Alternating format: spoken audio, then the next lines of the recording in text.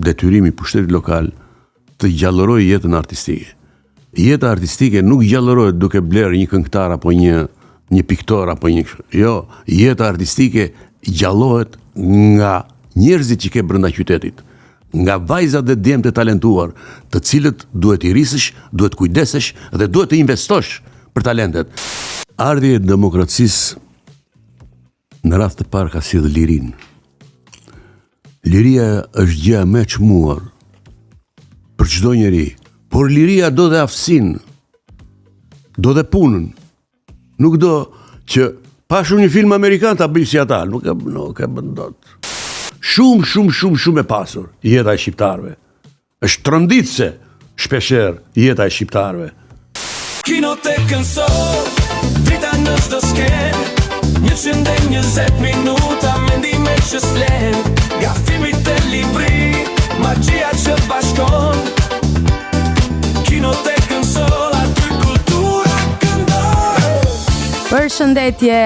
Hey, miq të Kinotek në Sol, ju përshëndesim ne sot nga kjo tjetër e mërkur këtu në Radio Sol. Viola, përshëndetje, si ka shkuar mesi javës? Mirë Egon, le të themi që patjetër edhe çdo ditë ka lodhjen e saj, por që ne mbahemi fort dhe përpiqemi të bëjmë më të mirën tonë dhe të vim prap me energji këtu për të shoqëruar në një transmetim i cili jam e bindur do të jetë pak më ndryshe nga herët e tjera, sepse kemi një të ftuar special që kemi dashur shumë. Ta kemi në Kinotek. E kemi dashur shumë dhe ja kemi dalë që ta marrim me gjithë sfidat, prandaj duhet të qëndrosh fort, Viola, sepse pa humbur kohë unë po prezantoj aktorin e madh, artistin e merituar, mjeshtrin e madh, nderin e qytetit tim të Vlorës dhe nderin e kombit mbi të gjitha, aktori më shumë se 120 apo 150 roleve në teatr dhe në film, Bujar Asqeriu. Mirë se erdhe, i nderuar. Mirë se u gjeta, ju falenderoj shumë për ftesën që më bët në radion tuaj simpatike.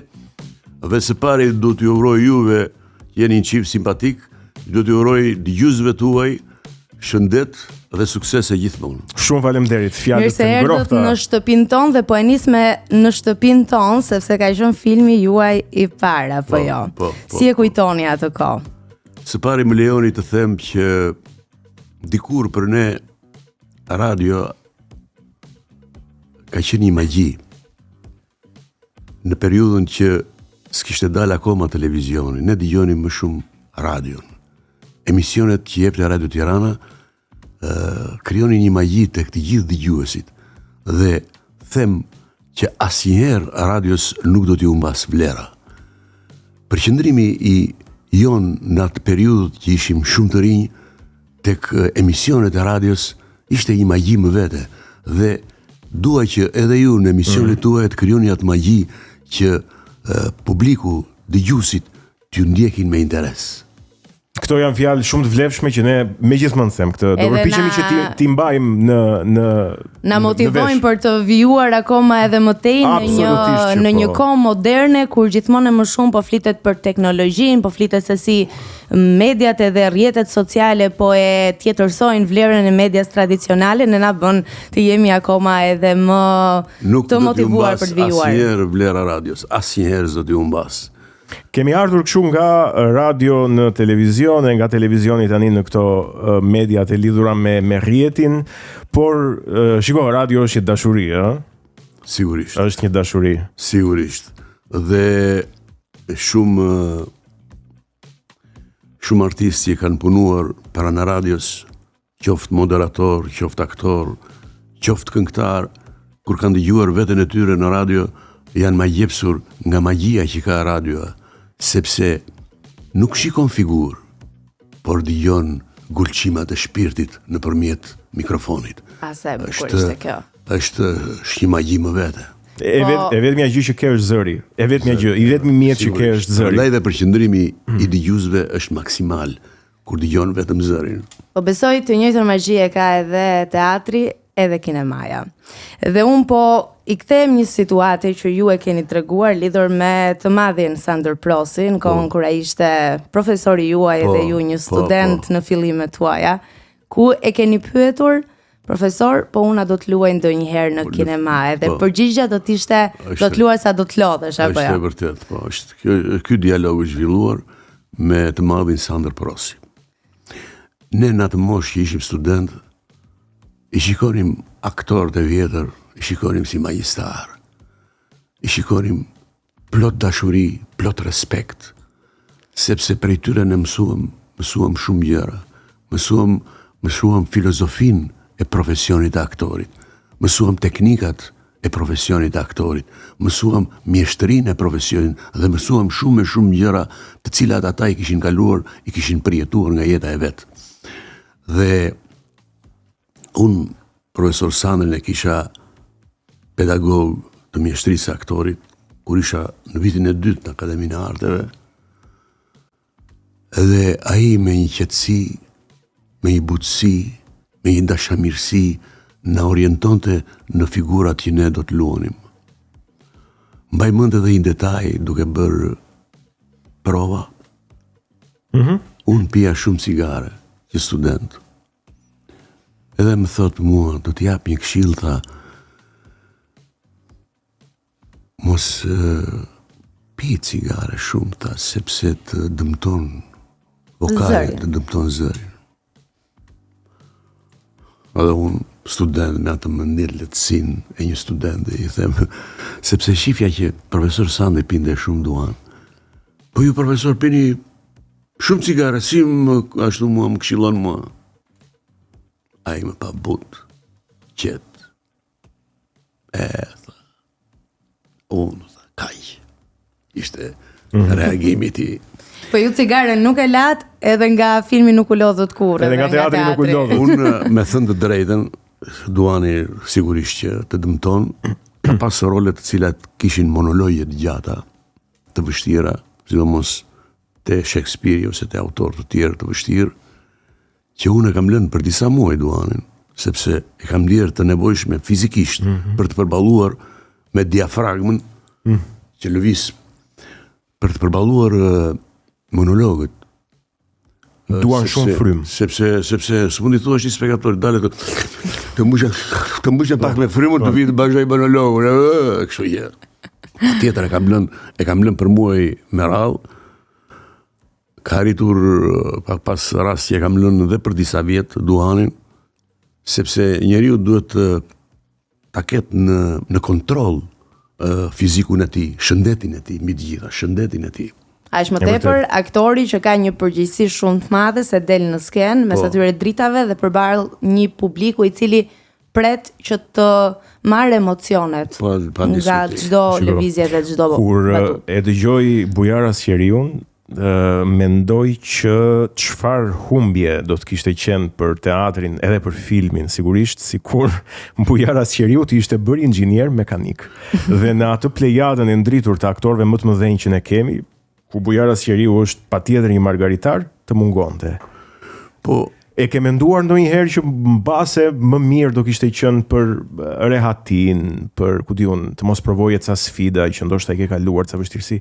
Shkoj, gjë më e bukur e çdo njeriu është të përballoj sfidat. Sigurisht, unë u futa të luaj ose mora iniciativën të bëja konkursin për të futur në shkollën e aktorëve, pa ditur se çfarë sfidash do më prisnin, por me mendje lehtësinë e një të riu, e doja shumë këtë profesion vetëm e të parë, vetëm e të dëgjuar, e më hipnotizonte mënyra se si aktorët e teatrit kombëtar bënin emisionet, që ishin ato emisionet e teatrit e heroizmi popullit tonë në shegu, ishin disa emisione që jepte Radio Tirana, unë i dëgjoja dhe ma jepsesha me saktësinë dhe me artikulacionin në shqip të këtyre aktorëve, edhe me tingujt, me zërat e tyre të bukur. Dhe dal nga dal, do me thënë, në hipi kjo dëshirë, fillova të luaja që në shkollë të mesme, në teatrin e shkollës. Edhe aty në një festival morëm dhe një çmim të parë aty si trup. Ndërkohë ishe në shkollë të mesme, te industriale, në Vlorë, po. Edhe të gjithë këta aktorët profesionistë të teatrit të Vlorës, duke më parë thanë, ti duhet vazhdosh për aktor. Po jo, i thoshe unë, shne aktor unë. Po pse ç'ne aktor unë? Pse vinte kjo pyetje? Por nuk ja ta them unë, domethënë, mendoja që mund ta kisha aktrimin, mund ta kisha pjesë të dytë të jetës time. Në pjesën qendrore të zinte, domethënë të besha inxhinier për shembull, se shkolla ishte mekanike dhe dihet që do të vazhdoja për inxhinier. Dhe këtë aktrimin ta kisha, po jo, nuk mund t'i bësh të dy, edhe inxhinier dhe aktor, nuk mund t'i bësh dot, sepse vetë profesioni i aktrimit jo që kërkon punë shumë, po kërkon përqendrim të madh shumë, do përkushtim të madh, do punë të palotshme, dhe asnjëherë mos mendon se kape fundin apo majën, asnjëherë. E keni pasur ju ndonjë situatë kur realisht jeni ndjer i pafuqishëm përballë ndonjë roli, keni pasur një vështirësi fizike? Ato kanë qenë sfida të vazhdueshme në realizimin kur bie me përballesh me autor të mëdhenj që nga Shakespeare, Molière, Chekhov. Janë sfida shumë të mëdha, nuk janë të lehta për të realizuar i figurë artistike në kompleksitetin dhe dimensionet e veta. Sepse publiku pavarësisht e njeh mirë edhe Shakespeare, e njeh mirë edhe Molière, e njeh mirë edhe Chekhovin. Edhe nuk të beson nëse ti nuk arrin në parametrat dhe në sinqeritetin e figurave të shkruara për këtyre autorëve të mëdhenj. Këtu kanë qenë sfidat më të mëdha në jetën time, domethënë përballja me personazhe të vështirë, kompleks, që aktorët në gjithë botën e kanë ndier siklet, pa diskutim të përballen me personazhet e këtyre autorëve. Diku kam dëgjuar që përpara një roli të rëndësishëm, ju kishit kaluar një natë pa gjumë, duke menduar për gjithë përgjegjësinë edhe peshën që kishte ky rol, edhe të nesërmen ndoshta për pak mund ta kishit humbur apo jo. Po sigurisht ka raste të tilla, sepse kur vin pika e vlimit që ti do të shkosh në set, fillosh xhirimet, aq më tepër për personazhe që janë të vështirë. Çdo aktor ka përpëlitjet e tija dhe i mendon gjërat me seriozitetin më të madh që mos të sfidohet në sheshin e xhirimit, sepse sheshi i xhirimit është shumë i vështirë për arsye se janë një grup njerëzish dhe njëri mund të thotë, po ky ka ardhur pa përgatitur. Regjizori më thotë, s'ke punuar mirë me rolin, nuk ashtu, nuk kështu. Domethënë janë sfida shumë serioze për një aktor. Edhe kjo është e vërtet që unë jo se kam qëndruar një natë, po janë shumë net që mund të ri aktori pa gjumë, dhe të nesëmin asaj që unë u përpëlita pa gjumë isha i lodhur mendërisht, sepse truri nuk ishte qetësuar. E kur shkova në shesh xhirimit, nuk dhash, edhe unë e kuptova vetë që nuk dhash atë që duhej, edhe regjizori me ftohtësinë më të madhe tha, stop, tha, nuk vim nesër. Të nesërmen shqyqysh zoti, domethënë fjeta mirë atë natë, edhe të nesërmen mendova se e bëra më mirë rolin. Realizova më mirë dhe e pashi edhe sytë e tij regjizorit filluan të ndriçonin. Tani Bujara Sjeriu e thot me shumë modesti, thjeshtësi, një rol, po në fakt ky është nga rolet ikonike të kinemas shqiptare, ëh? Është roli i Avni Rustemit. Po. Tek një emër mendon se sa ishte përgjegjësia, sepse këto figurat historike kanë një përgjegjësi shumë dimensionale. Pse? Sepse të gjithë kanë dëgjuar për historinë e Avni Rustemit. Të gjithë mund të kenë lexuar librat për Avni Rustemin. Dhe kur e shikon filmin thua, s'ka lidhje fare me Avni Rustemin. S'po më vjen. Nuk është ai. Çka ka bërë? Kështu që përgjegjësia rritet nga pesha e figurës që luan. Rritet shumë.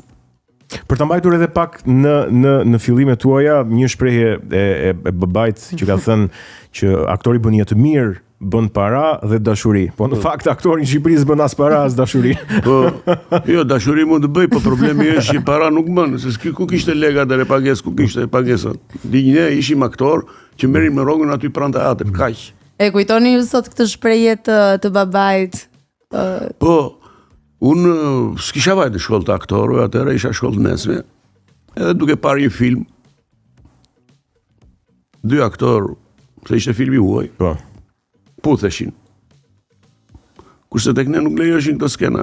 Ishin të kategorikisht të ndaluara. Kategorikisht të ndaluara.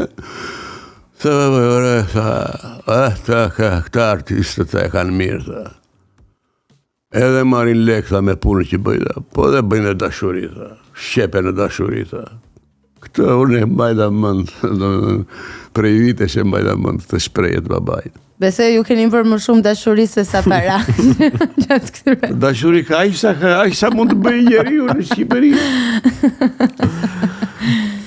Dhe nga ana tjetër, do doja të ndalesha pak tek fëmijëria juaj. Ju nuk keni pasur një fëmijëri shumë bujare, sepse edhe prindrit I keni humbur në moshë gjatë hershme. Dhe në një farë mënyrë jeta ju ka detyruar që në kulmin tuaj, sepse kishit bërë 3 filma mos gaboj teksa ishit student, Po. të ktheheshit në qytetin e Vlorës, për të qëndruar aty edhe për të luajtur 18 vite në teatrin e Po, Vlorës. 18 vjet kam punuar në teatrin e Vlorës. Po. Si ishte jeta kulturore në atë qytet, në ato vite, edhe sot, a bëni një diferencë? Po, atëre mbeshin me drejtim, me komandë shumë gjëra. Dhe jeta artistike në qytetet e Shqipërisë e para njerë ekzistonin teatro të cilët kishin nga 20-25 aktorë, sot nuk ka. Do me thënë, provinca është në kolaps dhe në vdekje klinike. Teatrot janë pothuajse të vdekur, të mbaruar, të shkatruar.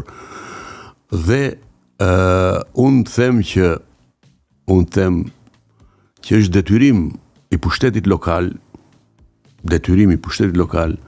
të gjallëroj jetën artistike. Jeta artistike nuk gjallërohet duke blerë një këngëtar apo një piktor apo një. Jo, jeta artistike gjallohet nga njerëzit që ke brenda qytetit, nga vajzat dhe djemtë të talentuar, të cilët duhet I rrisësh, duhet kujdesesh dhe duhet të investosh për talentet në çdo lloj fushë, aq më tepër në fushën e artit. Shkollat janë të mbushura me talente, me vajza dhe me djemtë të talentuar. Jam I sigurt për këtë.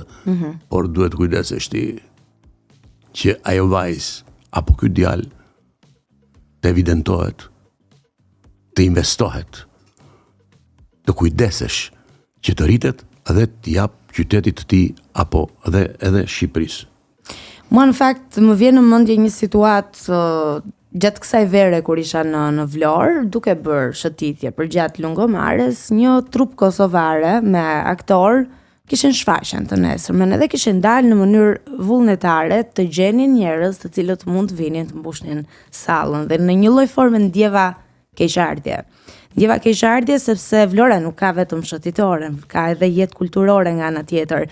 Dhe janë këta artistë që japin shpirtin në skenë që të kënaqin dhe nuk e di pse ka ndryshuar kaq shumë, jo vetëm në Vlorë, që është një nga qytetet më të mëdha të Shqipërisë, po kudo në çdo qytet tjetër duket sikur nuk ka fare jetë kulturore dhe gjithçka është përqendruar në Tiranë, në kryeqytet. Pikërisht kjo është shumë e rëndësishme dhe është një plagë shumë e madhe. Kur isha para disa vitesh në Kosovë, shiko çfarë bënte shteti kosovar. Më thoshin miqtë e mi, regjisor, aktor në Prishtinë, shteti kosovar ka dhënë një fond prej kaq mira eurosh, përse? Që në qytetet kryesore të Kosovës të krijoheshin grupe teatrale me amator, me vajza, me djem dhe të zhvilloheshin kurse për teatrin. Dhe në fund fare, me ata më të mirët, të bëjë dhe një shfaqje. Me fondet e shtetit Kosovës, sigurisht, beshin në çdo qytet kryesor, më thanë, nga 50-60 djem dhe vajza. Sigurisht të gjithë ata nuk do të bëheshin aktor apo aktore. Por çfarë bënte nëpërmjet këtij aksioni? Bënte që ata që nuk do beshin njerëz të cilët donin teatrin, do të ishin spektatorë të teatrit, dashamirëse të teatrit. Në këtë do të ndikonte, do me thënë do të ndikonte në edukimin e tyre për dashurinë për teatrin. Kështu që mirë po iniciativa të tilla këtu nuk ka. Këtu nuk ka. Këtu edhe nëse shikon një vajzë apo një djalë të ri që ka talent, këta i nxjerrin gjuhën nga mbrapa. Këta tallen. E di. Tallen. Di raste konkrete. Di raste konkrete me djem dhe vajza të reja. Shumë mirë. Unë kam qenë shumë i kujdesshëm ndaj vajzave dhe djemve të rinj. Edhe atëre që i përgatisja i çoja në shkollë të lartë, në konkurse, në gjitha gjërat. Do kujdes breziri që të rritet dhe të forcohet dhe të ndërgjegjësohet për misionin që do të marrë përsipër. Sikurse në fushën e librit, mbase nuk do bëhen të gjithë shkrimtar, por do bëhen lexues të mirë. Lexues të mirë, po, nuk do ta lënë librin atje në vitrinë të kalbet, librin në vitrinë. Po do vend ta marrin, ta shfletojnë edhe të krijojnë një mendim. Më kujtohet ka qenë virale, u bë nami me një shprehje të një vajze në një ekran televiziv, libri si aksesor. Dhe mbase kjo vjen nuk është faji i saj, mbase vjen nga mënyra se si ne po i edukojmë këta të rinj, edhe se si po i Libri nuk është aksesor, është miku më i ngushtë i çdo njeriu. Sepse libri është i vetmi që të zgjon imagjinatën, fantazin, ndjesin. Libri është i vetmi. Kurse televizioni të jep figurën bldaq. Shikoj këtë që bëj unë. Telefoni, celulari të jep bldaq. Shikoj këtë që të them unë. Do me thënë, janë në një kuptim, janë diktator. Kurse libri jo. Libri e lexon, por mbi të ti krijon, ti imagjinon, ti hulumton, ti mendon, të vë në lëvizje shqisat e tua të mendjes. Prandaj ka vlerë të madhe libri. Për të rikthyer në fillimet e tua në vitin 1979 mos gaboj, tek filmi i parë në shtëpinë tonë me regjisorin e madh Dimitër Anagnosti. Po, kujtimit të cilit qofti pa harruar. pa diskutim, regjisor i madh i Joni. Dhe ishe shumë i ri atëherë. Isha student praktikisht. Isha student. Dhe duhet të ngjiteshe në nivelin e punës e një të regjisorit më të madh. Po. Në integrimin e rolit dhe interpretimin e rolit. Unë isha student i varfër, si shumica e shokëve të mi, i veshur keq, kuptohet. Dhe Anagnosti erdhi te shkolla jonë, unë isha sa kisha filluar më duket vitin e 3. Te Instituti i Lartë i Arteve. Te Instituti i Lartë i Arteve. Akademi i Arteve. Edhe i kishi dhënë një emër për mua që shikoja se e kemi student të talentuar. Edhe erdhi më takoi Anagnosti, më tha mua, ju jeni filani? Po, i thashun. Edhe më pa nga kokat e këmbët. Qa ndjeve në ato momente, në ato vështrim? Po, një kuriozitet nga ana e tij, domethënë. Edhe unë atëherë isha i pangërën. Po. I pangërën. Më tha, mua kam një film ta kështu tha, e një volejbolist. Unë për fat kisha luajtur volejboll me të rinjt e Flamurtarit. Kam qenë sportist unë, volejbolist. Dhe tha, ka mundësi ta të bësh një kinoprovë. Isha me kinoprovë, se unë herë e parë do idja këmën në kinema. Po, i thashë. Më dha skenarin, edhe caktoi ditën për të bërë kinoprovë. Kinoprovë, po. Vajta bëra kinoprovën. Ku bëheshin kinoprovën? Në kinostudio. Në kinostudio. Jo tek Instituti i Arteve. Jo, në kinostudio, me kamera, me gjitha. Edhe e bëra me 2 aktore. Mos ja përmend emrat. Edhe bëra kinoprovën dhe ika. Kur më thrasin mua që ke fituar rolin. Ta jo, shumë i kujdesshëm. Shumë i kujdesshëm dhe më tha mua, dëgjoj, tha, unë ta besova ty rolin, tha, por tani dhe tu ti, tha, ki kujdes, tha, ne të dy bashkë, tha, hymë në marrëdhënie pune, tha. Do me thëtë, për të mequr mua në një gjë që mund të isha i pakujdesshëm, i padisiplinuar, këto gjëra. Mund të filloj agjërimin, mund të rrijesha, mund të alija. Gjërat, ne kemi hyrë në marrëdhënie pune, tha, bashkë, tha, Dhe unë kam besim tha se ti do të bësh rolin mirë. Faleminderit, faleminderit. Do përpiqemi tash, të jem korrekt, tash. Dhe çdo ditë. Dhe një herë që e shkela më pastaj, që i vajta me vonës. Po, pse? Cila ishte arsyeja pas vonelsës? Po ja. Po ishte xhirimet në orë 5 mëngjesit. Ne ishim student ku gdhieshim në ngryzeshim bën me ato shoqërirat me ta që kishim neve. Edhe i vajta unë 5:30, 6 pa qerek. Xhirime në 5 mëngjesit, duhet ishte sken mëngjesi kam përshtypur. Po se ishte sken mëngjesi. Agim. Po. Do merrte pjesën kur agon diell. Edhe shkova me vonësun. Edhe unë vajta direkt tek ku ishin kostumet. Nuk e takove këtë. Jo, bëra 800 unë, bëra pap. Ai ma bëri me gishme, hajde këto. Mirëmëngjesi tash. Me kokën poshtë besoj. I tërpëruar. Vetëm kaq bëri. Në zori orën. Më tregoj orën. Shive sa. Fali, thash. Më zuri gjumi, thash. Çati thoshe? Më zuri gjumi, thash. Mos e përsërit më. Kaq. Do me thënë, dhe prej kësaj dite, sigurisht, kemi edhe kështu blofe kështu, po në përgjithësi jam përpjekur të jem shumë korrekt për sa i përket orarave të punës, e disiplinës së punës, sepse profesioni jon i teatrit e i kinemas, disiplinën e ka njësh. Në qoftë se ti nuk je i disiplinuar, mos u merr me këtë punë, sepse skena perdja e teatrit hapet në orën 6. Jo, po unë vi në orën 6:30. Çfarë faj do bësh ti? Nuk ka, do me thënë do një disiplinë të jashtëzakonshme. Disiplina e aktorit në fakt është një gjë e vënë duke, më duket edhe nga Napoleon Bonaparte, mos gaboj me një shprehje se s'dua të citoj gabim tash, po më jepni një trup aktorësh në vend po themi të ushtrisë po themi. Për nga disiplina që nuk diskutohet sepse publiku nuk të pret se dalë 1 minutë, prisni u vjen çik gjysmore se s'na ka ardhur aktori. Ka këto gjëra në teatr. Ama ju keni punuar në 2 sisteme. Po. Dhe sot e kësaj dite vazhdoni të jeni aktiv, sidomos me të rinj, kam përshtypjen keni shumë bashkëpunime këto kohët e fundit. Po, blond nga. E kanë këtë disiplinën që keni pasur ju dikur? Ata përpiqen, por ka shumë boshllëqe, shumë boshllëqe. E para njerë karakterin e çdo njeriu e përcakton korrektesa në marrëdhënie me kolegët dhe me punën. Nëse ti nuk je korrekte me punën dhe me kolegët, do me thënë çedon shumë si karakter njerëzor.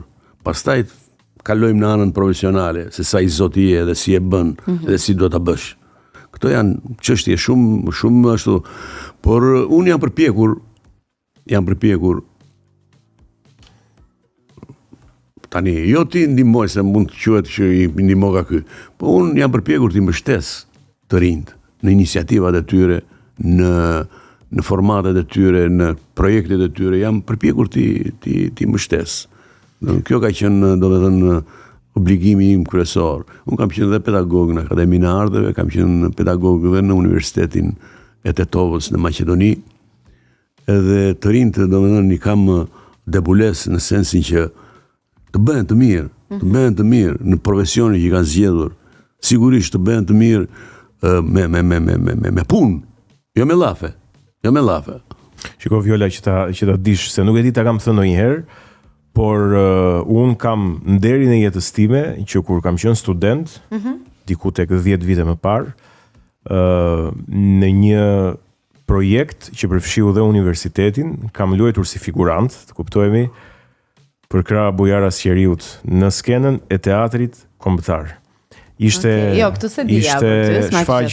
shfaqja lideri e Eugen Ioneskut me regji të Adonis Filipit. Bravo. E kam dhe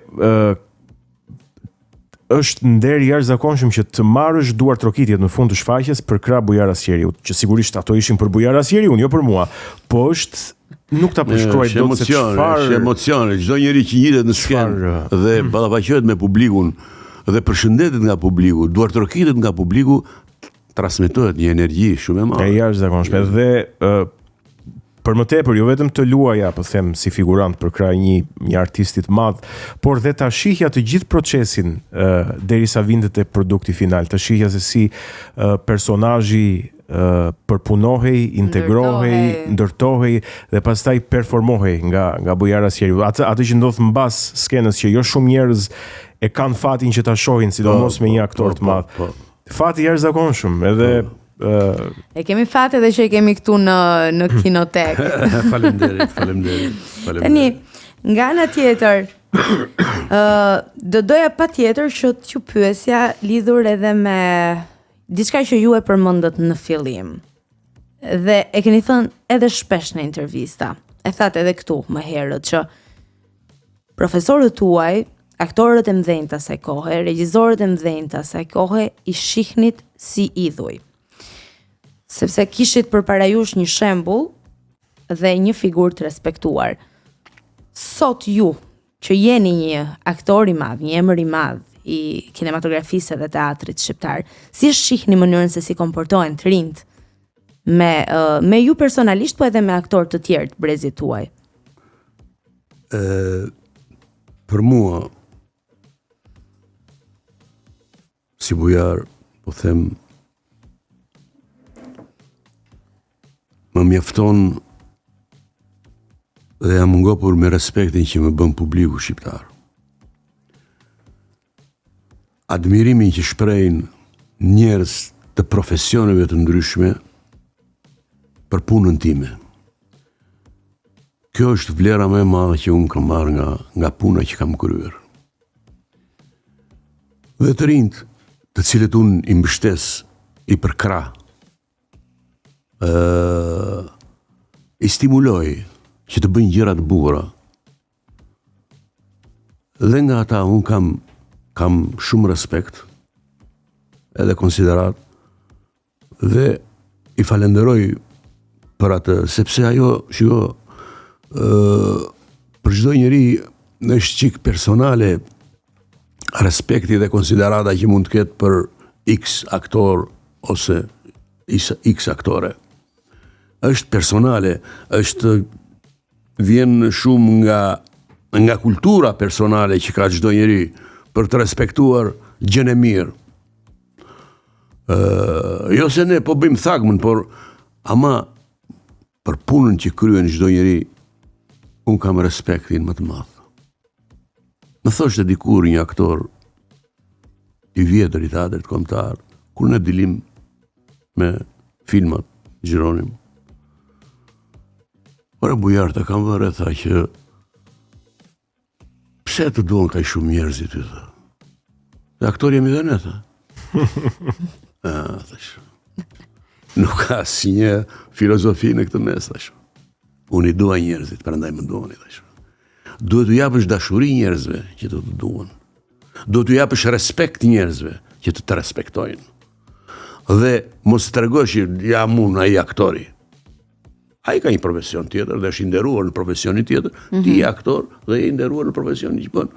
Kështu që dashuria për njeriu është thelbi i çdo gjëje në jetë. Ne, njeriu është qenie shoqërore dhe nëse nuk ndërton këto marrëdhënie respekti dhe dashurie me njerëzit që të rrethojnë, nuk është njeri, nuk vjen era njeri pastaj. Dhe ajo çfarë un kam vënë re është që sado të jesh artist i mirë në çfarëdo lloj fushe dhe publiku të doj deri në pikën kur të njeh dhe ti reagon ftohtë kundrejt ti, aty e humbet. Po ka lloj njerëzish dhe lloj raportesh në këtë fushë. Disa mund ta marrin marrëdhënien me X qytetar në mënyrë indiferente. Disa mund ta marrin të bezdisshme. Disa mund ta marrin të sinqert. Disa mund ta marrin të vlerësueshme. Ka lloj, domethënë, qëndrimesh. Qartë. Mirë, dua të rikthem tek te rolet e tua, te kontributi yt. Në këndvështrimin tënd, në mënyrën se si i vlerëson gjërat. Dhe e di që besoj është e vështirë ta bësh një zgjedhje të tillë, po cila ka qenë skena më domethënëse e karrierës ose roli më domethënës i karrierës për ty? Se për mua besoj mund të ketë qenë një tjetër, për Violën një rol tjetër, po për Bujara Sjeriun, roli më domethënës. Dhe jo detyrimisht vetëm në film, ndoshta edhe në teatr. Po janë disa, nuk është vetëm një rol, janë disa role që mua më kanë vënë para vështirësive të çuditshme artistike. E jo gjithmonë natyra njerëzore, aktoriale përputhet me të dhënat që ka figura artistike. Dhe midis aktorit dhe figurës artistike gjithmonë ndodh një ndeshje e tmerrshme. Pse them këtë? Po. Ti mendon se ke rrokur figurën. Ajo të ikën. Ti do të shkosh ta kapësh prap, ajo prap nuk të qëndron. Ti mundohet e gëlltita thua, ajo të zëfrymën, të del, ose të mbyt. Në këto raste, aktori duhet jetë i mençur i para, të vënë racionale, mendimin në radhë të parë, dhe pas mendimit anën emocionale. Në qoftë se aktori zgjidh në fillim anën racionale të menduarit, se si mendon figura, dhe pse mendon kështu dhe nuk mendon ndryshe. Emocionet vinë vetvetiu më pas. Kështu që sfida kjo është të kuptosh filozofinë e figurës. Që kjo figurë mos t'i njaj kësaj figure. Mos të jenë figurat të barazvlefshme. Çdo aktor duhet të studiojë në mënyrë të tillë që të personalizojë plotësisht personazhin. Edhe kjo është gjëja më e vështirë, sepse ndryshimi i aktorit nga figura në figurë nuk ndodh në aparencë, në kostume, në këto, jo. Bëhet brenda qenies së tij, bëhet brenda laboratorit të tij. Këtu lëvizin gjërat që dalin jashtë pastaj. Në qoftë se aktori nuk e ka këtë laborator, figura do t'i ngjajë njëra tjetrës, do t'i jenë shablone, edhe thua ti spam në një gjë të re. Këtë figurë pam dhe partije, këtë figurë po shikojmë dhe sot. Kështu që unë këtë e kam quajtur sfidën më të madhe në përleshjet që kam bërë me figurat artistike. Që figura mos t'i njaj figurës, roli mos t'i njaj rolit. Kjo është beteja me vështirë e një aktori. Sigurisht edhe me bashkëpunimin me regjisorin është shumë e rëndësishme që të bashkëpunosh me regjisor të aftë, kuptohet gjithmonë me regjisor të aftë, që ta ndërtosh figurën artistike. Unë nuk kam të përcaktuara X, kështu nuk kam, po janë shumë figura të cilat më kanë vënë në vështirësi të madhe. Për shembull, po çat kujtoj tani. Janë shumë role. Jam shumë kurioz vërtet, po ta bëj pyetjen e kuriozitet. Po, një nga figurat më të vështira ishte doktor Guramedo tek Darka e gabuar e Kadares. Figurë shumë e vështirë, sepse ishte një figurë që shumicën e qëndresës në skenë, e aksionit skenik, e kishte në monolog të brendshëm. Ajo është gjë më e vështirë për një aktor që të realizojë monologun e brendshëm të një figure artistike, sepse nuk duhet të thuash të dëgjoj spektatori vetëm tekstin, por duhet kuptoj se si procedon ti gjatë kohës që nuk flet. Kjo është pjesa më e vështirë e një aktori në skenë.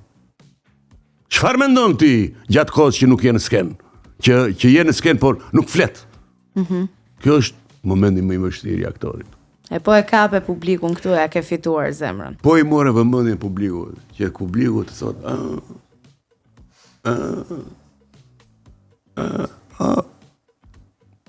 ngelet i vëmendshëm ndaj teje dhe kur nuk flet. Ndërkaq që ke patur edhe role të tjera të spikatura. Familja Tot ka qenë një personazh shumë interesant që kam luajtur. Kam luajtur me Enver Petrovskin, Ramet Ket që u nda nga jeta tani me tan Imamin, kam luajtur një komedi franceze, Art, me 3 personazhe. Ai ishte një personazh, Ivani ishte shumë një personazh simpatik. E që është pritur edhe është dashur shumë nga publiku. Po, shumë. Edhe te pjata prej Druri, me Agim Qiriaqin, me Sulejman Pitarga, të madhin. Me të madhin, Sul Pitarga ishte një aktor i jashtëzakonshëm. Më bënte përshtypje, falni që Sula ishte rreth 80 vjeç, 81 vjeç atëre. Më bëri përshtypje energjia e tij. Ishte pothuajse i verbër. Me sytë, me ato syze shumë. Mua më bënde përshtypje vitaliteti, energjia e tij, kujtesa e tij të bënin shumë përshtypje për moshën që kishte. Edhe e zotëronte në mënyrën shumë dimensionale skenën. Merrte pothuajse vëmendjen e tërë publikut kur dilte Sula në skenë. Kjo është energji e madhe aktoriale. Ky është talent i madh. Të thithësh të gjithë energjinë e sallës. Ky ishte Sul Pitarga. Ndërkohë që unë e kam parë për herë të parë unë personalisht Bujara Sjeriun tek premiera e Pamje nga ura. Po. Me Timo Flokon. Po. Edhe ajo ishte një shfaqje suggestionuese, shfaqje bukur. Unë loja atë emigrantin Markon. Ajo pati një çudi, pati një edhe regjizori Bert Miga, një regjizor i talentuar. Ishte një shfaqje që ajo theu dyert e teatrit. Nuk biletat qiteshin një javë përpara. Po. E mbaj mend ishte Keni pasur ndonjëherë frikë përpara ndonjë shfaqje që nuk do mbushej salla? Po ka, për shembull, ne ndjej me njerë që kjo shfaqje do ketë publik, ose kjo shfaqje nuk do ketë sepse publik. zërat qarkullojnë, po sigurisht. Jo, dhe ka shumë të bëjë dhe përhapja e opinioneve. Vinë për shembull 5 veta ose 10 veta në provë të përgjithshme. Si ishte nga shfaqje. Dhe hapin opinion. Tani ti s'ke të drejtë të thuash, të përhapësh opinionin mbaje për vete. E kupton? Botoje në gazetë. Po. Botoje në gazetë opinionin. Po jo të pëshpërisësh. Mua nuk më pëlqejnë pëshpërimat. Ose thuaj në sy tjetrit që më pëlqeve ose nuk më pëlqeve. Thuaj në sy. Mirë, po shumë e vështirë në profesionin tonë, sepse nuk janë eksakte, nuk është matematik. Arti nuk është matematik. Është ndjesi. Është ndjesi ajo. Ku e di ti që nuk do ketë spektator? Ku e di ti? Ku e di? Kështu që në fakt shpesh herë ndjesegon publikun shqiptar e gjykojnë shumë ose ndoshta janë thjesht para gjykime. po. Sikur është një publik që nuk arrin ta kuptoj, nuk e shijon shfaqjen, që apo edhe populli shqiptar në përgjithësi sikur nuk janë të interesuar për artin edhe kulturën. Mos ndoshta thjesht kanë aksesin e kufizuar në këtë pikë. Jo, këto janë të thëna prej njerëzve të vegjël që mendojnë që publiku të kupton aq mirë. Kaq mirë, është kaq i mençur. Sa duhet që ti të jesh i vëmendshëm ndaj publikut që si do reagoj ai. Ka pas shfaqje për shembull që të ikën publiku nga salla. Ai e ka fajin. Ai të dëgjon 20 minuta, 25 minuta. Nuk i mbush mendën të ikën. Çfarë ta mbash ti? Ti ta gozhdosh në sedile, në ndëjse, nuk e gozhdon dot. Nuk i pëlqen ndaj. Kështu që përgjegjësia është jotja, nuk është e publikut. Kështu që duhet ndar këto gjëra. Jo publiku, s'po kupton publiku, mua s'është i mençur publiku. Kështu që e thua ti se do të justifikosh vete që s'ke bërë punë të mirë. Unë kështu gjykoj, kështu kam gjykuar gjithmonë. Ashtu është. Pse salla mbushet kur është Bujara Sjeriu? Po pse mbushet salla kur ke shfaqje të mirë ti? Pse thua po këta pse erdhën kaq shumë këtu? Mua më ka bërë përshtypje një herë që bënim një koncert të fjalës artistike me Reshad Arbanën e madh, me poezitë e Ali Aslanit. Këtu te Metropoli. Ardian Klosi e moderonte atë, e kishte bërë botimin e volumit Po. të zgjeruar të librit të Ali Aslanit me krimtarinë e tij. Edhe thret dhe Reshatin dhe mua që t'i bënim poezit patriotike, do t'i bënde një 10 poezi, do t'i bënde Reshati, ku do bëja këto poezit lirike. Te Metropoli, aty unë mendova që do vina apo s'do vina 150 veta. 700 veta në sallë. 700 veta do më qëndronin një, u bllokuan këto kondicionerët, u bllokuan. Me zimë një frymëbjerë, 700 veta një mbi një që ndronin një. No, ka qindere, kur është je bukur, është je bukur. Publiku të do kur bën gjëra të bukura, pa diskutim të do. Edhe s'të ndahet. Nuk të ndahet publiku kur ti bën gjëra të mira. Dhe nuk të kursen nga ana tjetër. Nuk të kursen edhe për duar trokitje, edhe për përshëndetje, për të gjitha gjërat, edhe për respekti të rritet më shumë e të gjitha. Në fakt, unë jo më kohë të orientova bisedën tek teatri, sepse ka një perceptim që, sidomos tani po them, filmi të shpërblen më shumë financiarisht. Mund të jetë i vërtet, patjetër. Por është teatri ai që e formon aktorin. Edhe aktorët më të mëdhenj që ne i shohim në kinema ndërkombëtare sot, sidomos për shumë po të marr rastin. Aktorët britanik, po marr vetëm një shembull, se për ata di më shumë. Kanë ardhur nga teatri shakespearian, në të rritë e tyre. Pastaj janë komercializuar dhe janë mediatizuar botërisht në kinema, po kanë ardhur nga teatri shakespearian. Pa diskutim, është baza. Shiko, teatri është laboratori. Në teatr ti ke mundësi të eksperimentosh në mënyrë të vazhdueshme dhe të pandërprerë. Filmi është të filmon, të fotografon, edhe ikën ti. Nuk thua, dale ta bëj dhe njërë fotografi. S'ka më, të bëri fotografin, të filmoj episodin, mbaroj. Ngeli aty edhe. Kurse në teatr ti ke mundësi të eksperimentosh vazhdimisht. Asnjë shfaqje nuk është njësoj si tjetra. Edhe një shfaqje nuk është një lloj. Jo. Edhe sot e bën kështu, nesër e bën ashtu, vazhdimisht je në kërkim, në eksperimentim dhe në pambarim të asaj gjës së bukur që mendon ti të realizosh. Bujar, është më vështirë ta bësh të qaj publikun apo të qesh? Po këto janë dy ndjenjat më njerëzore dhe më të natyrshme të publikut të emocionohet, të mbushit me lot apo të gajaset, të qesh. Sigurisht në të dy krahët unë them se është e vështirë. Se kemi parë komedian në shfaqjet e të cilëve nuk qeshet. Edhe të lëshoj lotin publiku nuk është aq kollaj. Nuk është kollaj. Sigurisht edhe ta bësh të qesh nuk është kollaj. Do me thënë, përpjekjet duhet të jenë të tilla që mos ja imponosh ti as të qeshurën, as të qarën, por ta ndërtosh në mënyrë organike që ai të kënaqet dhe po u kënaq në emocionet e tua të sinqerta, ati i kën vetë kokër e lotit. Po. Ose ai kënaq qesh në mënyrë organike. Dhe ndonjëherë mbase s'ka as nevojë për batuta dhe as që aktori të qaj vetë që ta bëj publikun për qaj. Jo. Është shumë ndjesi. Ka pas shumë aktor që thonë, më e kokër e lotit këshuar, shilo krakove publiku. No. Përcjellja e emocionet është tjetër, është marrëdhënia që ndërton aktori dhe skena e teatrit me publikun. Është marrëdhënia më e rëndësishme midis skenës dhe sallës. Në qoftë se midis skenës dhe sallës nuk ndërtohet ai hark magjik, emocional, publiku nuk reagon. Qaj sa duash ti. As do të di fare. Qaj sa duash. Qesh sa duash. Nuk qeshaj.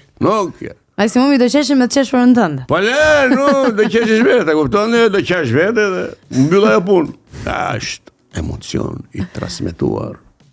Është si puna e asaj saldatritesh, që mban saldatorin dorë, që kur shkon tek hekuri tjetër për ta ngjitur, ajo bën bzz, edhe lëshon atë dritën e famshme që ty terën i qërojnë sytë. Jo është marrëdhënie. Duhet saldohet pra. Saldohet. saldohet. Ose saldohet. Nuk reagon njeri, jo. Dhe prandaj aktori duhet të jetë një njeri me një formim të madh. Po e përsëris edhe njerë që në filmin e parë që ju më kujtuat në shtëpinë tonë me Anagnostin, mësimi numër 1, lesson 1, thaj. Po? Anagnosti më tha vetëm kaq. Në qoftë se ti tha, ke menduar tha, seriozisht tha, të bësh këtë profesion, ti tha në radhë të parë tha, duhet të njohësh mirë tha historinë e vendit tënd. Kjo ka qenë mësimi numër 1 që më ka dhënë Anagnosti. Sot po bëhen shumë filma në Shqipëri dhe kjo besoj që është diçka të cilën gjithë e dim. Pra kemi një lloj përmirësimi të numrit, të sasisë. Po a shihni që ka edhe cilësi bashkë me këtë sasi filma që po bëhen në Shqipëri? Qoftë nga ana aktoriale, qoftë nga ana e skenarit, edhe gjithçka tjetër që e përbën një film. Unë them se vende ka gjëra të bukura që i kanë bërë me seriozitet. Ka skenar të mirë, ka regjisor të mirë, ka aktor të mirë, nuk diskutohet. Problemi më i madh është që ka hyrë ana komerciale e gjërave. Qofse bota merret me njeriu për të zbërthyer në tërësi psikofizikën e njeriut, mentalitetin e njeriut, psikologjinë e njeriut, emocionet e njeriut. Ne shpesh qëndrojmë në sipërfaqe të njeriut. Ja, futu brenda. Pse ka këto dilema ky djalë? Pse ka këto dilema kjo vajzë? Pse mendon edhe kështu dhe ashtu dhe nuk po gjen rrugën ku të shkojë? Këto janë gjërat të cilat kinematografia, jo vetëm evropiane, por sidomos kinematografia amerikane, do me thënë, është në zbulim të qenies njerëzore në thellësi të vetë. Sepse drejtoroa Golli, shkrimtari unë i madh thoshte, njeriu është një pus i thellë. Sa më thellë, aq më gjëra të mira edhe minerale zbulon. Ky është njeriu. Arish këtu, ta zbulosh në thellësinë e vetë. E me që jemi të ky diskutim, ajo çfarë vëm re shumë në filmat e rinj është që më pak hapësirë kanë aktorët për qenë pjesë e kastit, dhe më shumë hapësirë dhe mundësi për të marrë pjesë kanë ata që sot bota i quan influencera, njerëz që kanë akses të publiku, që me një postim bëjnë namin dhe shkojnë viral. Çfarë mendon një artist si ju lidhur me këtë fenomen? Se është fenomen i prodhuar nga kohët moderne.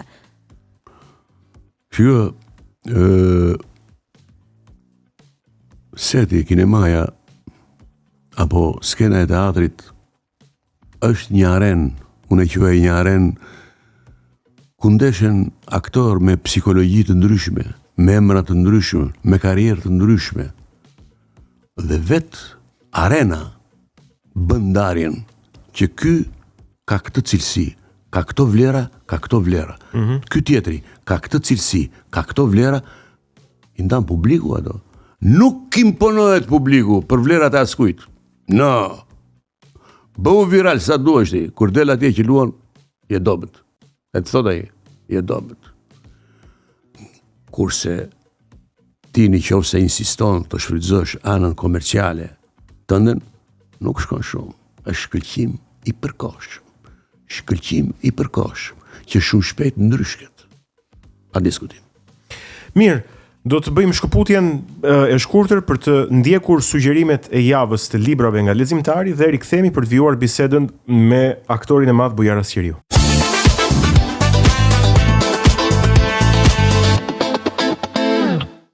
Përshëndetje miq të Kinotekës. Me këtë video kemi menduar që të ndihmojmë pak prindrit të cilët janë në dilemë se çfarë librash duhet të zgjedhin për fëmijët e tyre. Ne kemi menduar të sugjerojmë Aventurat e Tom Sawyerit, Princi i Vogël, Aventurat e Pinokut dhe Nils Holgerssoni. Këto libra mund t'i gjeni tek librari leximtari në Tirana Ring Center ose mund t'i porosisni në rrjetet tona sociale, gjithashtu dhe në faqen e webit leximtari.al. Faleminderit.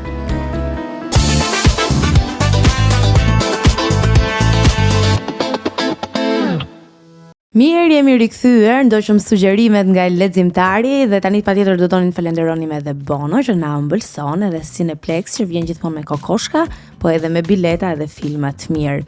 Ne jemi këtu në studion e Kinotekës me Egonin edhe të nderuarin Bujares Qeriu. Me librat si keni pasur marrëdhëniet këto kohët e fundit për te gjithë angazhimeve tjera?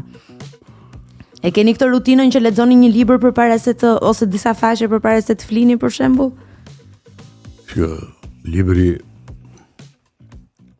ka qenë dhe është ushqimi kryesor dhe duhet jetë ushqimi kryesor i çdo njeriu, jo vetëm unë që operoj në fushën e artit, në skenë apo në kinema. Nuk mund të bësh një figurë artistike pa marrë indicio, njohuri, kulturë nga libri, nga faqet e librit. Biles do të thoshja që poezia në mënyrë të veçantë është një ushqim shpirtëror i pazëvendësueshëm. Në momentet që njeriu ndjen boshllëqe shpirtërore, vakume shpirtërore, lexon disa poezi ose një libër poetik dhe menjëherë, domethënë, transformohet dhe vjen në balancë nga mendimet dhe emocionet që merr nga libri. Libri është ushqim i padiskutueshëm. Edhe poezia është zhanri më i vështirë i letërsisë. Po, si mjeshtri i fjalës që je, si vjen fjala më me pesh, më e fortë, në prozë apo në vargje, në poezi? Unë do të thoshja që në të dy rastet vinë emocionale fjala, por poezia ka tjetër dimension sepse nga që vargu ka densitet mendimi, tek poezia ndoshta vjen më fuqishëm, sepse në një varg ose në një strof ti do të transmetosh disa mendime, sepse një krahasim apo një metafor në varg ka peshë shumë më të madhe, kurse në prozë është mendimi është më i shtrirë, më kurse ajo poezia është si thik. Po, poezia është densitet, është fuqi e madhe, domethënë si punë e barutit, është më i kondensuar dhe më i përqendruar, është më i përqendruar. Prandaj ka forcë më të madhe poezia. Po, për ata të rinj që aspirojnë të bëhen aktor, cilat janë 3 veprat që patjetër në përgatitjen e tyre për të marrë pjesë në konkurs duhet t'i lexojnë? E para për mua, që i kemi kaluar këto sprova, e para për mua është të dëgjosh shumë herë dhe të flasësh më pak. Sepse Zoti njeriu i ka dhënë 2 vesh dhe i ka dhënë 1 gojë. Ndryshe i jep të 3 goje dhe edhe 1 vesh. Duhet të dëgjoj shumë, të marr shumë, të përcjell shumë. Dhe kjo sjell atë zgjimin e dëshirës për këtë profesion ose atë profesion. Por kjo zgjohet, them unë, mbas adoleshencës. Mbasi çdo njeri kalon adoleshencën, 15-16 vjeç, fillon kristalizohet karakteri njeriut. Me kristalizimin e karakterit njeriut, ai i krijohet një fushpamje dhe mendon çfarë të zgjedh. Në qoftë se për shembull teatri apo kinemaja apo muzika apo piktura i ka lënë mbresa dhe fillon të belbëzoj në X profesion të artit, atëherë ai duhet ta ushqejë atë edhe ta zhvilloj, ndryshe ngelet aty dhe nuk bën më tutje. E vërtet, shiko. Po besoj Çehovi, Molieri, Shakespeare janë must, janë domosdoshmëri. Ata janë më të mëdhenj dramaturgjisë botërore. Me këta autor kanë matur forcat aktorët më të mëdhenj të botës. Të luash Shakespeare apo Molière apo Çehovin, domethënë është realisht ke mua nga pikpamja e mjeshtrisë aktorit dhe cilësisë artistike, unë më vështirë kam ndier veten te Çehovi. Sepse Çehovi personazhet e tij janë shumë të qëndisur imtësisht. Dhe të futesh në labirintet e personazheve të tij është shumë e vështirë. Nuk të pranon asnjë njoll teatraliteti, asnjë lloj falsiteti. Do një sinqeritet absolut te personazhet dhe te karakteret e tij që janë të jashtëzakonshëm. Interesante. Po ndërkohë ne mund të konsumojmë edhe ndonjë kokoshk, edhe ndonjë croissant bone, ja ti do më japësh mua tani Viola. Mos vjem në sy kështu që ka kanal për të ngrënë apo për të folur. Për të gjitha. Ma Po bën një jeni. Ma jep një. Do kështu me qershi. Hajde me qershi. Mirë. Ashtu. Croissant bono kur ju merr uria. Po, unë mësova shpari që sheqeri nuk e përdor. Jo, kokosh jam te kokosh këtu. Mund që në kokosh edhe unë do më dhe ti mos ta mora unë. Merë. Do kishte thënë dikush i njohur në sferën publike shqiptare që sheqeri nuk e përdor se jam i ëmbël vet. Ata i përdorin dikush e përdor. Mjaft interesante. Ti je një aktor që jo vetëm e ke ndar karrierën tënde midis dy sistemeve, po ke qenë intensivisht njësoj në të dyja sistemet. Dhe me këta djemë të rinj, djemë të moshës time u flas, kur luan filma, jo që i ndjek këmba këmbës, po dhe ua kalon. Ja. Shko. Unë jam një nxënës historikisht një nxënës dhe asnjëherë nuk më ka pëlqyer roli i pedagogut në sensin që sigurisht kur më kërkojnë një këshill, një gjë, unë ja u jap me shumë sinqeritet. Po mua më pëlqen të jem nxënës, të mësoj dhe për atia që luan për herë të parë. Si e percepton ai figurën, si reagon ai, si komunikon. Ai që është i ri, brez tjetër. Po, që brez tjetër, po, çfarë psikologji tjetër. Duhet të zbuloj energjitë e tia, sepse energjia njerëzore është thelbi në çdo profesion, aq më tepër në art. Nëse ti nuk ke energji, nuk transmeton energji, nuk më emocionon, nuk më gacmon mua emocionalisht apo mendërisht, nuk më gacmon kur ti s'ke energji, kur ti s'ke fuqi të komunikosh. Kjo është fuqia e sidomos e aktorit, flas gjithmonë te aktori. Dhe ti këtë gjë e merr edhe nga djemë të rinj. Pa mësoj prej tyre. Sepse jeta është gjithmonë dije që vjen në rrethana të ndryshme. Ne jemi gjithmonë të hapur ndaj dijeve të reja. Nuk e kuptoj pse hapshur si më. Po, ka qenë kjo është e famshme shumë, a fabula që edhe plaku mëson nga fëmia. Edhe plaku mëson prej fëmijë. Dhe jeta e çdo njeriu, aq më tepër një artisti është të ul kokën dhe të mësoj dhe të punoj vazhdimisht. Pa menduar në asnjë moment se këtë e bëra bukur, s'ka mbaroj filmi, ja. Asnjëherë. Në momentin thoshte në një farashtri që artisti mendon se ka kapur kulmin, pikërisht aty ka filluar dishezin. Se s'ka më. Do biesh. Nuk ka kulme. Asnjëherë. Janë aktorë të mëdhenj të Hollywoodit, De Niro, Pacino,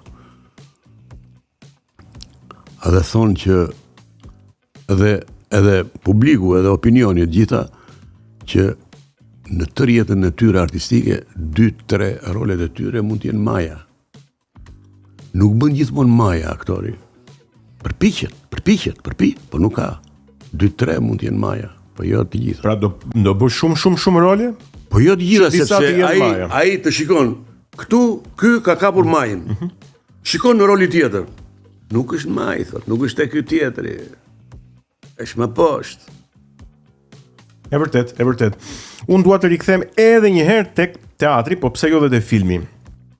Mënyra se si ti e shpjegon personazhin, se si një aktor duhet që ta, siç ka thënë, ta haj, ta kafshoj personazhin. Të kafshoj duart, këmbët, trupin. Mënyra se si pastaj ajo çfarë të gjithë ne shohim e interpreton personazhin, më bën mua të mendoj që Bujar Asqeriu mund të ishte edhe një regjisor i jashtëzakonshëm. Unë e kam quajtur regjizorën, e kam quajtur një profesion po është i lidhur pas gjithshmërisht me aktorin. Dhe unë me gjithë regjisorët që kam punuar i kam dëgjuar me vëmendje më të madhe. Sigurisht është bashkëpunimi shumë i rëndësishëm regjisor-aktor, aktor-regjisor, sepse duke bashkëpunuar me njëri tjetrin, rezultati është më i mirë, Pikërisht. më i mirë. Dhe regjizura më pëlqen si profesion. Më pëlqejnë imazhet, fantazia e një regjizori. Më pëlqejnë detajet artistike që gjen një regjizor për të realizuar diçka në skenë. Më pëlqen mënyrën se si e ka konceptuar skenografinë e shfaqjes, muzikën e shfaqjes, se si e ndërton mizansenën e shfaqjes. Këto gjëra më kanë pëlqyer tek regjisorët që kam punuar. Dhe dashje pa dashje krijohet afeksion për regjizurën. Unë mund të kem bërë në 20-25 shfaqje në skenë Si regjisor. si regjisor. Po dhe kur isha pedagog, është një lloj regjie dhe pedagog lëku që do të orientosh studentët në se si ta ndërtojnë, si ta bëjnë një fragment, një diçka. Por kam menduar gjithmonë me veten time që aktrimi ku unë them se jap më të mirën nga vetja ime, të qëndroj këtu te aktrimi. Dhe kam qëndruar shumë fort te ky profesion që kam zgjedhur dhe kam investuar jetën time tek aktrimi. Mund të ishte mund të ishte një gjë që ta ndaje midis regjisë dhe aktrimit apo është janë ose do investosh te regjia ose do investosh te aktrimi. Ose do t'i bësh përgjysmë të dyja. Kemi parë aktor ose regjisor në këtë rast që janë edhe aktor të filmit. Është e shëndetshme kjo për mua jo. Për mua jo. Sigurisht bota ka ekspresione, ka personalitete shumë të mëdha. Mirë po, ata janë udhërfyes të mëdhenj, që nga Charlie Chaplin, që ishte edhe aktor dhe regjisor, edhe skenarist. Po këta janë eksepsione që ka pasur arti botror, apo Woody Allen. Këta janë emra të mëdhenj. Përpiqen e këta tanët, po shumë mirë bëjnë, nuk ka këtu receta, e kupton apo përpiqen të bëjnë, le t'i bëjnë. Me, shiko, 25 shfaqje ke vënë në skenë si regjisor, në krahasim me 150 rolet janë pak, po ti marrësh në më vete 25 shfaqjet me një artist tjetër, unë të jetë gjithë karriera një artisti tjetër, një regjisori tjetër. Unë kam pas fatin, kam punuar që nga fëmijët e vegjël. 6-7 vjeç, sa kam vajtë klasën e parë. Kam pas fatin, kam punuar me nxënësit e shkollave 8 vjeçare që është atë, sot janë 9 vjeçare. 9 vjeçare. Kam pas fatin, kam punuar me shkollat e mesme. Kam pas fatin, kam punuar me punonjësit e ndërmarrjeve të ndryshme. Qoftë estrad, qoftë komedi, qoftë teatr, dram, me fjalë. Dhe e para herë kam mësuar vetë se si është e ndërtuar qenia njerëzore në pasionet, në dëshirat, në realizimet e tija. Do me thënë, jam përpjekur të njoh qenia njerëzore nga afër, jo vetëm nga të lexuarit, por edhe nga afër, se si shprehet një nxënës i shkollës mesme, si shprehet një fëmijë, si shprehet një punëtor, si ta realizon ai mendimin apo këshillën tënde. Këto janë gjëra shumë të rëndësishme në profesionin ton, në marrëdhënien në profesionin ton. Po nëse bëjmë një krahasim mes filmave që bëshin dikur para viteve 90 dhe filmave që janë bërë tani në këtë kohë, që me ardhjen e demokracisë në Shqipëri, a i përkasin më pak realitetit ato filma që bëhen sot, pra a e gjenë më shumë veten, pra dikur nëse unë kujtoj filmat që bëheshin, ishin shumë ngjashëm me jetën e njerëzve. Kurse sot, se si ka ndryshuar. Shko që ndodhi, shko që ka ndodhur. Ardhje e demokracisë në radhë të parë ka si dhe lirin. Liria është gjëja më e çmuar për çdo njeri dhe aq më tepër në fushën e krijimtarisë artistike. Ti je i lirë, e di çdo me thënë ti je i lirë apo jo. Ti mendosh gjërat si të pëlqejnë tyja, ti realizosh gjërat si të dëshirosh ti. Kjo është gjëja më e madhe në këtë periudhë ku jetojmë ne sot, liria. Por liria do dhe aftësinë, do dhe punën. Nuk do që pashu një film amerikan ta bëj si ata, nuk e bën dot. Sa i amerikani që ka arritur deri ato në ato standarde, sa ka punuar ai, edhe sa ka investuar ai për të arritur në ato. Ti kërkon me të parë ta bësh si ai, nuk e bën dot. Edhe liria duhet të ketë kufit e saj në vetdijen e individit. Ti e ke lirin, bëj si të duash. Por çdo gjë të dalë prej laboratorit tënd. Laboratori është mendja dhe zemra jote. Ky është laboratori. Jo të më marrësh mua dhe të më kopjosh skena të cilat ti i ke parë diku. Ja. S'kam qenë kur me këtë. Po, kur flasim për kineman shqiptare, edhe mund të bijem dakord që është kjo përpjekja, po për të imituar disi, ka tema autentike shqiptare që mund të trajtoheshin në kinema ose në teatr dhe që nuk i trajtojnë, po themi, ose nuk i mendojnë si të përshtatshme. Jeta e të tërë shqiptarëve, jeta jonë është një subjekt jashtëzakonshëm. Jo jeta e shoqërisë tonë, dramaciteti, vuajtjet, apo komedia e shoqërisë tonë. Por po të marrësh një individ, dhe të dëgjosh jetën e tij është një histori që mund të ekranizohet, mund të vihet në teatr. Jeta e një individi, mendoj jeta e një shoqërie të tërë si shoqëria shqiptare. Është shumë e pasur në subjekte, është shumë e pasur në ngjarje. E kupton? Shumë e pasur jeta e shqiptarëve. Është tronditse shpeshherë jeta e shqiptarëve. Dhe aq më tepër që ne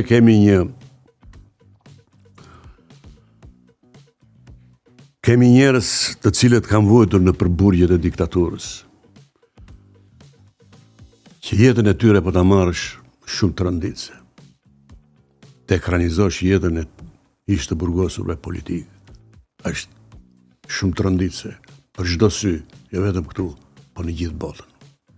Ne kemi thagma të tmerrshme, histori të tmerrshme. Apo njerëzve që kanë qenë për internime, të ekranizosh artistikisht, po do fuqi të madhe. Mendje bën kalan, mendja bën dhe hatan, nuk diskutohet, do mendje. Ka rrezikuar ndonjëherë sinqeriteti edhe fakti që ju keni qenë gjithmonë drejt për drejt, ju ka rrezikuar ndonjëherë në atë sistem? Po, nga syve kam pasur edhe paralajmërime kam pasur. Dua të kujtoj këtu unë si tani kisha qef të lija flokët e gjata. Edhe kur një ditë aty në teatr, një nga këta të komitetit partisë më tha mua, nuk i lë koti tha flokët e gjata, se kërkon të fshesh mendimet të qelbura që ke poshtë atyre flokëve. Tash unë jam aktori, tash. Sot jam me flok pak të gjata, ne zë jam tullaci, tash. Nga roli varë. Po, në valet nga roli, tash. Kjo është arsyeja. E kështu, në një pyetje tjetër. Donim të dëgjonim vazhdimin e historisë në fakt. Unë mbyll aty. Po mbyll. Ka i tash, unë jam aktori tash. Çfarë di tash? Nuk pati asnjë pretendim nga ana tjetër. Jo, po të më tha me qesëndi të madhe, mua më tha me qesëndi të madhe. U preket ti? Jo, do preket. Po fshe mendimet e qelbura poshtë atyre flokëve të gjata ata. Tani i kishe mendimet të qelbura për atë sistem, se nuk e vën diskutim që ishin. Po shkistim atëre, shkistim. Shkistim na njerë, shkistim. Do me thënë ai të drejt kishte. Jo, ai të drejt kishte Që kishte me mendime të rregullat tjera, e me rregullat e Shkistim na njerë, shkistim. Shiko, për tu meqense është viti që ka ndruar jetë shumë të mëdhenj të skenës edhe të kinemas, është i moment që të bëjmë një homazh duke u rikthyer në kujtimet tuaja, në bashkëpunimet tuaja më domethënëse. Me Dimitër Anagnostin folëm, po ka ndruar jetë edhe i madhi Piro Milkani, po edhe zonja e skenës Margarita Xhepa. Më herët vitet e tjera më risjell në kujtim Xhevdet Ferrin, Naun Shundi, Enver Petrovski, të cilët i kam njëjtur nga afër. Ka qenë kolegët e mi, kam luajtur me ta, kam darë jetën me ta, kam qeshur, e kemi bërë biseda të çfarëdoshme me ta, kam mësuar prej tyre. Këto janë kujtimet më të dashura që ke me ta. Këto janë kujtimet të pashlyeshme.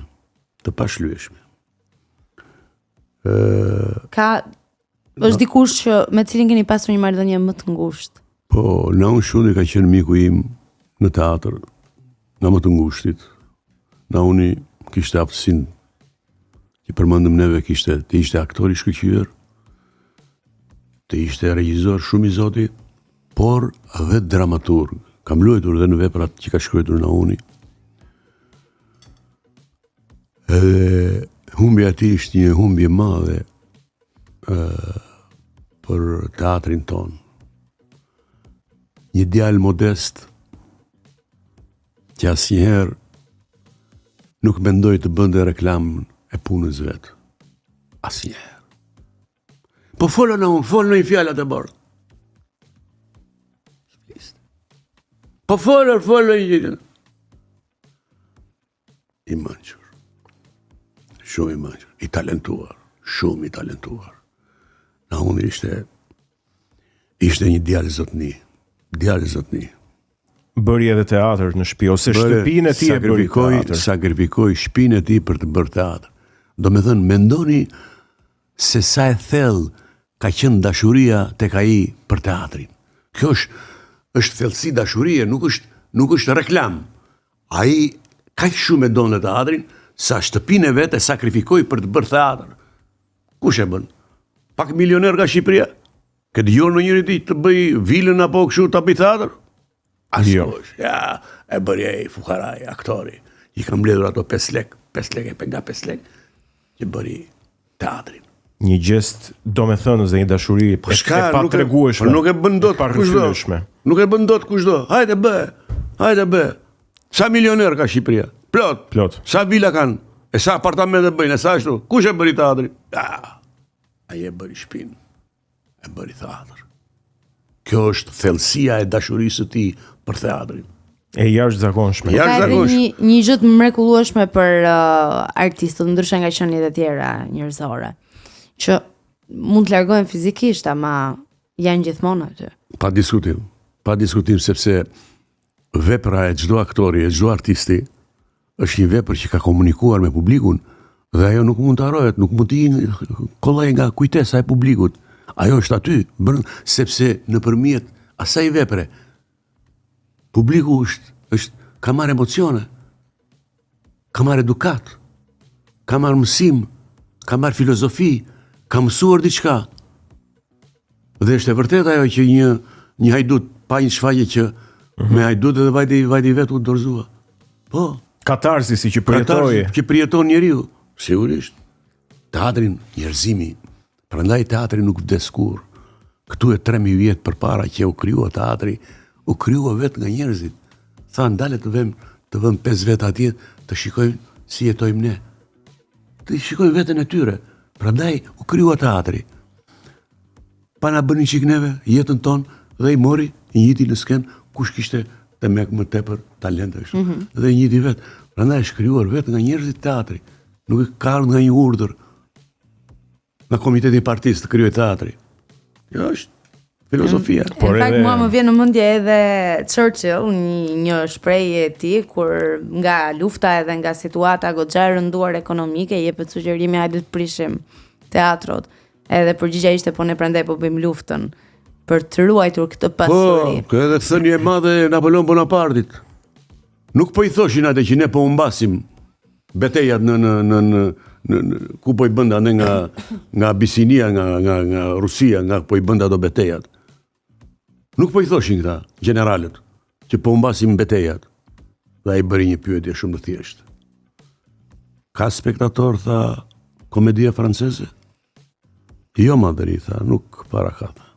Po pse s'me thoni që kemi humbur luftën? Jo betejën, luftën. Luftën, kemi humbur luftën. Vetëm nga pjesëmarrja e publikut në komedinë franceze. Po ne e kemi humbur luftën dhe me qënë se përmende Napoleonin, a edhe Churchillin Viola, Po, teatri është më politik se politika. po. Ne e kemi humbur luftën, ne këtu në Shqipëri. Ne jemi vrarë çfarë lufte do përshtit. Ne jemi të vrarë. Ne jemi të azgjësuar çfarë lufte kërkon ti. Me kufon edhe bësh luftën ti. Ja. Arti, kultura, do investime, mik. Do njerëz të zot, të paraprind, të nxisin, të inkurajojnë, të investojnë. Bëhet me lëmosh. Teatri apo kinema nuk bëhet me lëmosh. La charité, nuk bëhet me hapi kapelën të edhin ka 100 nërga. Ja. Do plane të rëndësishme kultura. Transformimi dhe rritja e kulturës së një kombi transformon të gjitha skajet dhe të gjitha punërat e tia. Njerëzit bëhen më të mirë, bëhen më punëtor, bëhen më të dashur, forcohet dashuria. Sigurisht, prandaj njeriu duhet mbetet dhe duhet të zhvillohet si njeri. Këtë e bën arti dhe kultura. Sepse në fakt, tani që yjet e mëdhenj, po them kështu simbolikisht, yjet e mëdhenj po shuhen në homazh të mëdhenjve të skenësve të teatrit, ku patjetër dhe ti bën pjesë tek ata për mua, në asnjë diskutim. Përveç talentit tuaj, ishte dhe investimi i atij shteti që ishte, ashtu si ishte, me të gjitha problemet e tij, po investimi shtetëror. Edhe pyetja ime si i ri, që jam në këtë brez është, ja ikët ju, po pastaj çfarë do bëjmë ne? Për artin, për kulturën. Shiko, Kur investimet janë tmerrsisht të pakta dhe kaq problematike. Ne të rinjt. Regjizor, jo unë, regjizor të rinj, aktor të rinj. po. Çfarë do bëjmë? unë kam shpresën dhe besimin që ju do ndërtoni një jetë më të bukur nga ne. Jo thjesht se ju investon apo nuk ju investon shteti apo privati. Por do t'jetë nevojë e brendshme, e thellë e shoqërisë shqiptare për të ecur në drejtim të kulturës, të artit. Do t'jetë nevojë e brendshme, siç ka ardhur në çdo vend të Evropës apo të botës. Bota ka hequr kafshatën e bukës për artin. Ka qëndruar pa darkë dhe ka prerë biletën për teatrin. Këto ka ndodhur në jetë dhe në botë. Ka ndodhur këto. Mbaj mend kur dëgjova një histori me përmbysjen anën lindore, në Poloni, disa aktorë morën një iniciativë dhe blenë një magazin të fruta perimeve. Me qëllimin për ta bërë teatr. E morën disa stola kështu, ato stolat e mëdhej, e pastruan vetë Për ta bërë teatr. për ta bërë teatr. Dhe kur filluan aktivitetin, në shfaqjet e tyre nuk gjej bilet. Një magazin të fruta perimeve e shndruan në teatr. E bën me gëlqere. Pastruan vendin dhe vendosën stola, jo ndonjëse komode. Stola druri. Stola duri që uleshin 10 veta rresht. Jo komoditet. Nuk gjeje bilet. E jashtëzakonshme. Çfarë është kjo? Kjo është etja dhe dashuria që kanë njerëzit për të marrë dhe për të vjel emocione njerëzore. Kush e mban gjallë njeriun? Njeriun e mban energjia njerëzore. Kush e mban gjallë? Ajo e mban gjallë njeriun. Nuk e mban copa e bukës. Energjia. Dhe në momentin që njeriu thot nuk dua, atëherë ka vdekur. Po kur njeriu vazhdimisht thot dua të shikoj, dua të jetoj, dua të këndoj, dua të lexoj, dua të shikoj, njeriu nuk vdes. Vitaliteti. Vitaliteti. Mbase kemi shumë të vdekur që marrin frym, edhe ky do ishte problem që Tani nuk diskutohet që midis të gjallëve ka dhe të vdekur, edhe pse ecim në dy këmbë. Problemi është që të zgjohet shoqëria shqiptare. Të zgjohet. Dhe unë kam bindjen e plot që do të vi dita që do të zgjohet. Kam bindje për këtë. Do të zgjohet, thua. Do të zgjohet. Inshallah, të shpresojmë. Do të zgjohet edhe për ju, sidomos jeni të rinj, që ju të keni një jetë më të bukur, më të mirë. Të jeni më të kompletuar në jetesën tuaj, në mirëqenien tuaj, në shëndetin tuaj. Kjo sigurisht do të vi pa diskutim. ne njohim artistin, se do të ndaleshim pak edhe këtu e gon, njohim artistin që luan teatr edhe luan në filma, po si është dita jote? Nga e hëna në të diel, një përditshmëri. Unë bëj një jetë modeste, një jetë thjeshtë. Unë e kam një makinë, po sigurisht udhtoj gjithmonë me linjën e urbanit. Edhe më pëlqen të udhtoj me linjën e urbanit sepse thjesht aty duke udhëtuar kontaktoj me njerëz të ndryshëm, marr mendime të ndryshme nga njerëzit. Më pëlqen të komunikoj dhe të interesohem për jetesën e tyre, për mirëqenien e tyre, për biznesin e tyre. Këto janë, domethënë, dëshira të brendshme të mia, të cilat unë i realizoj nëpërmjet përditshmërisë time. Ka raste që mbushem me kënaqësi, ka raste që më vjen keq. Sikundër janë njerëzit që takon me problemet e tyre. Në përgjithësi njerëzit janë të qiltër dhe të sinqert dhe të shpalosin gjërat e tyre. Ta hapin shpirtin. Ta hapin shpirtin, janë të sinqert njerëzit. Nuk bëjnë teatr në jetë. Thonë gjëra të vërteta. Dhe kjo mua më emocionon shumë. Kur dëgjoj nga njerëz të ndryshëm lidhur me probleme, me halle, me objektiva, me dëshira, me gjëra të... Domethënë, kjo është gjëja kryesore e përditshmërisë time, që unë komunikoj me njerëzit. Unë nuk bëj jetën time, hy në shtëpi, lexoj librin, dal nga shtëpia, vete këtu, vi atje, op këtu, op atje. Unë komunikoj me njerëzit. Interesante, shiko, tek aktorët e mëdhenj më ka ngelur në memorie një rrëfim që ke bërë për Bekim Femiun. Po.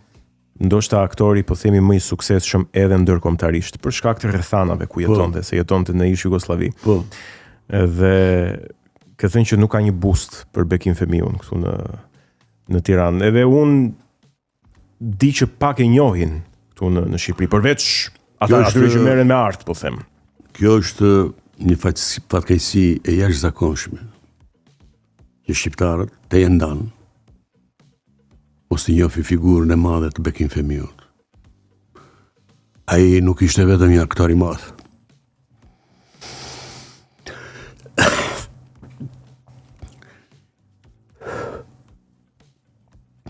Bekimi ishte një shqiptar i madh. Kam pas fatin të qëndroj 5-6 orë te Rogneri me Bekimin, kam pirë kafe. Dhe kam biseduar me të hapur, qiltër. Dhe kuptova Jo, se unë e kisha ndjekur pothuajse në të gjithë filmat që kishte luajtur Bekimi, por Jashtëzakonshëm. aty kuptova sensi njerëzor dhe artistik të tij. Ishte njëri jashtëzakonshëm dhe artist i madh. Shiko, unë Bekim Femiun e dua shumë, po nuk e prita që do prekeshe. Ta them sinqerisht. Po sigurisht njerëz të mëdhenj, shiko, njerëz të mëdhenj, njerëzit me blera lënë gjurmë tek mua, kushdo qoftë, në çfarë do lloj profesioni qoftë, lënë gjurmë të pashlyeshme në jetën time. E në fund, vjen një moment që thuaj se çdo artist mendojnë që historinë e tij ta shhedh në një libër. E keni menduar ju një gjë të tillë ta bëni? Unë asnjëherë nuk kam menduar të paraqes jetën time në për libra. Sepse them jam shumë i vogël që jeta ime të përshkruhet në për libra. Kushdo mund të ketë iniciativën që të bëj një monografi time apo një album fotografik. Ajo është gjëra normale dhe mund ta bëj, unë nuk pengoj njeri në këtë sens, por ta kem unë qëllim që të shkruhet jeta ime në libër, nuk e kam pasur kur, edhe nuk e kam. Kushdo mund të mësoj jetën time, veprimtarinë time, aktivitetin tim artistik, edhe mund të shkruaj. Unë s'pengoj njeri. Në fund fare, çfarë do i thoshe të gjithë ndjekësve të Kinotekës? Janë të grup moshave të ndryshme. Se i kemi këto të dhënat nga YouTube që na i tregojnë. Unë në kontakt me ju e mirë, jeni grup shumë simpatik, shumë të dashur, ju falenderoj për mikpritjen dhe më pëlqen që ju krash seriozitetit me të cilin kryeni punën, edhe të qeshin nga një qikë, se su bëqa për ti, e kupton. Edhe të keni bashkëpunimin me njëri tjetrin, mos ta shikoni me xhelozi njëri tjetrin, ta respektoni njëri tjetrin. Kush respekton më shumë, ai fiton pikë më shumë. Nuk është varësi dhe vasalitet të respektosh kolegun. Ja, është fisnikëri. Dhe ju do qëndroni këtu të fisnikëria. Kolegu mund të reagojë në mënyra të ndryshme, ose mund të thotë, do me thënë e kam nën vete unë këtë, prandaj më nuk është servilizëm, respekti. Ja. Është tjetër gjë servilizmi. Është tjetër gjë bërja qefit kot. Ta respektoni njëri tjetrin, ta doni njëri tjetrin, sepse do të arrini rezultate shumë herë më të mira. Kjo është këshilla ime. Të falenderojmë shumë. Të falenderojmë jashtëzakonisht shumë. Faleminderit juve. Me Kineman si e ke raport një kështu si shikues? Haruam. Kineman në ekranin e madh apo të vogël? Në ekranin e madh. Në ekranin e madh vetë na vete. Bashkë me bashkëshorten që unë e di që keni një raport shumë veçantë, Cineplex. Kemi dëshirë që do të bëjmë këtë dhuratë nga Cineplex, bilet çift që është pa datë, mund të shkoni kur të doni në filmin tuaj të preferuar, tani në dhjetor, në janar, në mars, kur të jetë.